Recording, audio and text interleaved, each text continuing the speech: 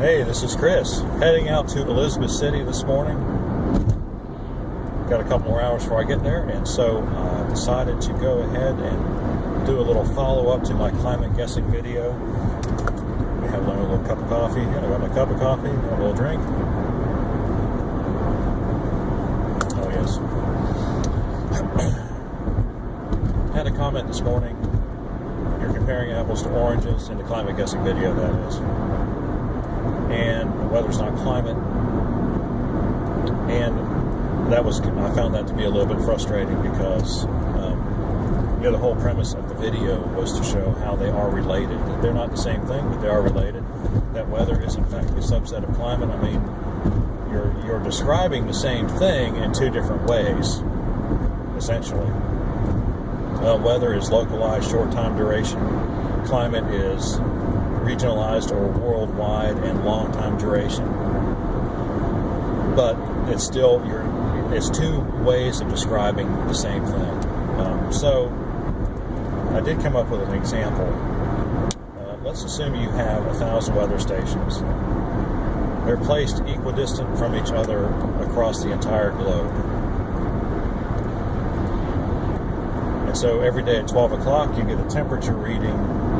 You get all the temperature readings from all the weather stations. You add them up, you divide them by 1,000, and you get your average temperature of the planet every day at 12 o'clock.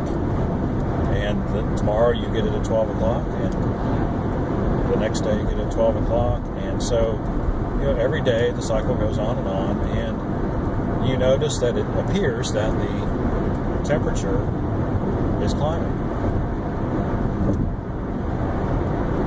And so you start to get a little bit worried about that, and I think, hey, I'm not saying global warming is not something to be not worried about it, but I'm saying, let's not get hysterical. But I digress. You want to be able to find out how bad is this going to be. Is it going to be something that's serious, or is it going to be something that's not worth worrying about? Whatever. Then the question you have to ask yourself then is, do you have the tools to predict what the temperature is going to do? And at this point, I think we have to back up in our illustration. We have to say, okay, we have 1,000 weather stations.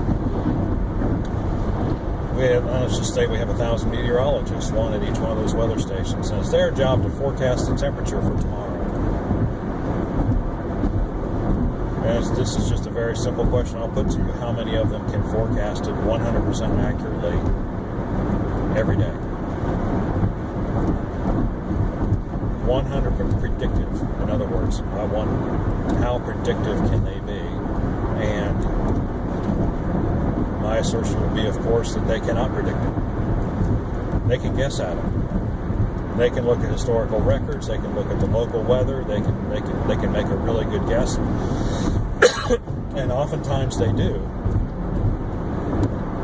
But oftentimes they don't. And so the point is that they cannot predict with certainty, with 100% certainty, what the weather at their particular weather station is going to be. And so what does that do for the aggregate data? What does that mean?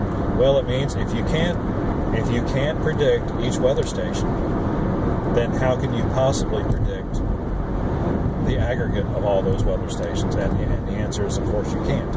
You can't even do it one day ahead, much less 1 week ahead, 1 month ahead, a year, 10 years, 50 years, 100 years ahead. You can't do it because you have no predictive tools at your disposal to tell you what that temperature is going to be. And so this is that, and so there you have it, the illustration that I hope makes it easier to see. You're taking weather samples, 1,000 weather samples, and you're trying to derive a climate model from those samples. But if the samples are not reliable, then the model cannot be reliable. So it's like I was saying in the climate guessing videos. If A is less than B, in other words, if forecasting the weather is easier than predicting climate, which it is, and you can't predict A, then you cannot predict B, and it's just as simple as that. So I hope that this illustration helps show you where we are in regards to the state of the global warming debate, because all we know right now is that possibly the Earth is getting a little bit hotter.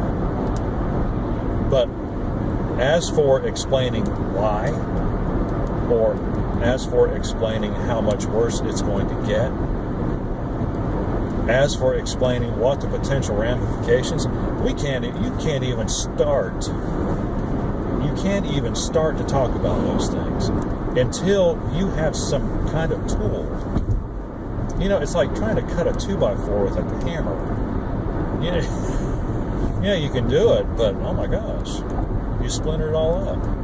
You know what I mean?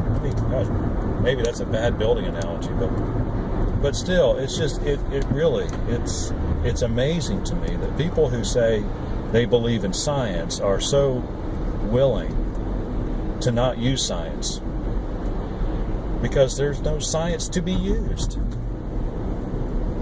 Not saying we're not getting smarter all the time, and certainly, again, not to denigrate the work of meteorologists everywhere. I understand the difficulties that they face, but I don't, you can't divorce the weather from the climate, pretend like they don't have anything to do with each other, and then kind of say, well, we know what's going on with the climate, even if we don't know what's going on with the weather. That is completely illogical and counterintuitive and lacks common sense. So anyway, there you go. Now you know how I feel. Wow, you know how I felt about it out in the last video, right? Anyway, I just thought, because I was thinking about, I got time on the road, and I'm riding on this they just paved this road. I mean, it's been paved now they must have paved the whole county on Highway 158. It's just so relaxing. There's nothing like a newly paved asphalt road. And so, I had some time to come back at you with another video. So, if you have any questions or comments, hey, down there, and like and subscribe if you like our content. I will get to the Passover. Still thinking about that. I like to try to keep my videos short, under 10 minutes, and so it looks like I'm going to make that goal here. And I really like to get right to the point too. So I'm rambling, so I'm going to stop now.